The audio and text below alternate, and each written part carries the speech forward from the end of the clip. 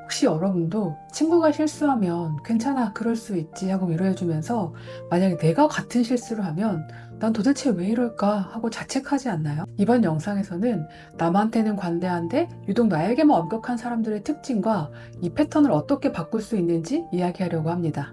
사실 방법은 생각보다 간단한데요. 내가 나 스스로한테 어떤 말을 하는지 의식하고 그 말을 조금 다르게 바꿔보는 겁니다. 이게 다라고 싶으실 수 있어요. 하지만 이어지는 내용을 보시면 왜 이 두 가지가 우리 뇌와 감정 패턴을 다루는 핵심 열쇠인지 이해하게 되실 겁니다. 사람은 누구나 인정받고 싶고 실수 없는 완벽한 사람이 되고 싶어 합니다. 그래서 남들에게는 다 괜찮아, 누구나 실수할 수 있지 라고 이야기하면서 정작 자기 자신이 실수하면 나는 왜 이 모양일까 하면서 자기를 비난하게 됩니다.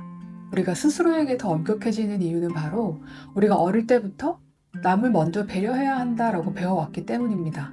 나보다는 공동체를 우선시하고 가족, 학교, 사회 어디에서나 내가 좀 힘들어도 남을 먼저 배려해야 한다라는 메시지를 받으면서 자라온 거죠.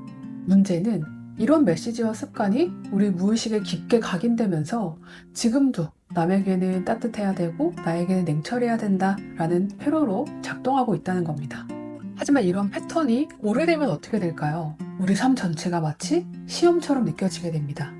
아무리 노력해도 항상 부족하게만 느껴지고 또 어떤 성취를 이루더라도 왜 더 잘하지 못했을까 스스로를 인정하지 못하면서 더 잘하려고 애쓰다 보니까 결국은 번아웃까지 오는 경우도 많습니다.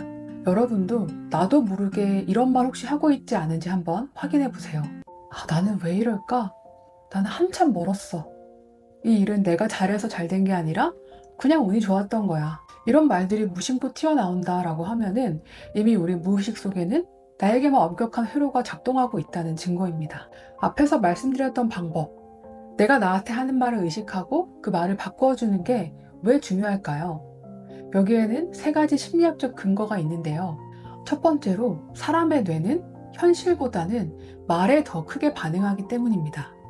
하버드 의대 연구에 따르면 우리가 스스로에게 던지는 말이 반복되면 이 불안을 담당하는 뇌의 편도체와 판단을 담당하는 전전두엽이 실제로 변하기 시작한다고 합니다.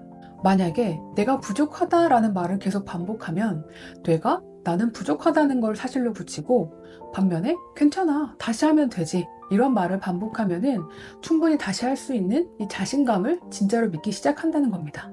그리고 두 번째로 우리 뇌는 남을 위로할 때와 나를 위로할 때 똑같이 반응한다는 건데요. 미국 UCLA 연구에서 타인을 공감하고 위로할 때 활성화되는 뇌의 영역이 나를 스스로 다독이고 위로할 때 똑같이 켜지는 걸 확인했습니다.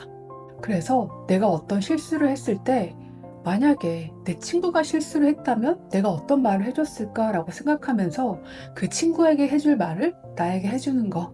네, 이 방법이 뇌과학적으로도 효과가 검증된 아주 좋은 방법이라고 합니다. 그리고 마지막으로 자기 연민에 대한 연구 결과인데요. 스스로를 이해하고 격려하는 사람들이 그렇지 않은 사람보다 회복 탄력성도 높고 우울과 불안 지수가 낮기 때문에 일에 대한 성취도도 더 높게 나타났습니다. 왜냐하면 자책과 긴장이 줄어들다 보니까 실패하더라도 다시 시도하고 더 오래 버틸 수 있는 힘이 남아있기 때문입니다. 그래서 스스로에게 하는 말을 바꿔주는 건 합리화나 단순한 위로가 아니라 우리 뇌와 감정 시스템을 새롭게 세팅하는 작업인 겁니다.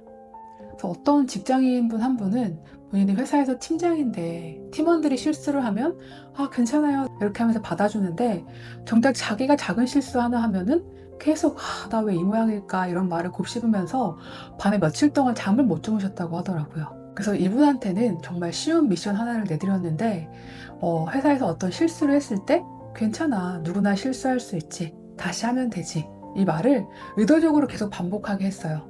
그러니까 몇 주 지나서 이 불안도가 많이 낮아지고 업무 효율도 많이 올라왔다고 얘기를 하시더라고요. 또 어떤 분은 이제 아이를 키우는 어머니셨는데 아이가 어떤 작은 실수를 하면 괜찮아, 너 안 다쳤니? 이렇게 다독여 주는데 만약에 자기가 아이 케어하는데 작은 실수라도 하나 하면 정말 나는 엄마 자격이 없어 하면서 심하게 자책을 한다고 하시더라고요. 그래서 이분한테는 만약에 내 친구가 같은 상황이면 어떤 말을 해줄 것 같은지 이 질문을 습관화하도록 하고 그리고 그 말을 나에게 해주도록 이렇게 연습을 좀 시켰어요. 그랬더니 이분은 한 달 뒤에 육아 스트레스가 많이 줄었다고 얘기를 하시더라고요. 이 두 가지 사례가 보여주는 건 단순합니다. 내가 스스로에게 해주는 말을 바꿔주면 감정 시스템이 달라지면서 삶 전체가 가벼워진다는 겁니다. 그래서 많은 분들이 전 도대체 왜 이럴까요? 이렇게 많이 얘기들을 하시는데 왜 이러는지 이 원리를 이해하면 됩니다. 그래서 나를 책찍질하는 말들은 생존의 위협을 받고 있다라는 착각을 일으켜서 이게 뇌의 자동화가 되는 겁니다. 그리고 남에게 관대함을 베푸는 건 사실은 나도 그런 대우를 받고 싶다라는 내 마음의 반영입니다. 하지만 실제로는 스스로에게 그걸 허용하지 않으니까 항상 공허하고 힘든 거죠. 그리고 우리는 타인과 나를 비교할 때 항상 이 부족함에 초점을 맞추고 있기 때문에 그래서 어떤 성취를 이루더라도 스스로 인정하지 못하고 늘 부족하다고 여기고 더 애쓰게 되는 겁니다. 그래서 우리가 무의식에 있는 거를 의식화하기 위해서 가장 좋은 방법은 내가 떠오르는 감정이나 생각을 글로 한번 적어보는 겁니다. 그래서 뭔가 내가 실수했을 때나 힘들 때 내가 스스로에게 어떤 말을 하고 있는지 떠오르는 걸 한번 종이에 적어보세요. 그래서 우리가 눈으로 직접 이걸 확인하고 내가 의식하는 순간 변화를 시작할 수 있게 되는 겁니다. 그리고 그 적은 문장을 보고 아까 제가 알려드렸던 만약에 내가 친구가 이런 상황이면 어떤 말을 해줬을까? 그래서 그 친구에게 해줄 말로 그 문장을 바꿔주는 겁니다. 그래서 예를 들어서 이 문장이 나는 왜 이 모양일까? 라는 문장이었다면 괜찮아, 누구나 실수할 수 있지, 이렇게 바꿔주는 거예요.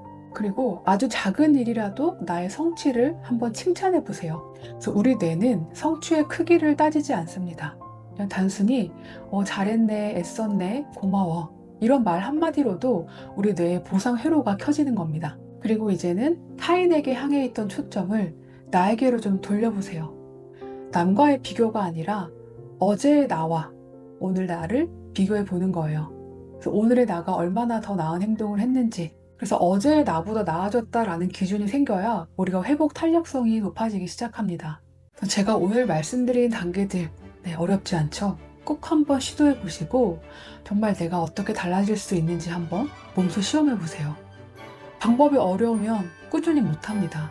그리고 여러분이 지금 내가 더 나아지기 위해서 이 영상을 보고 계시다면 충분히 잘하고 계신 겁니다.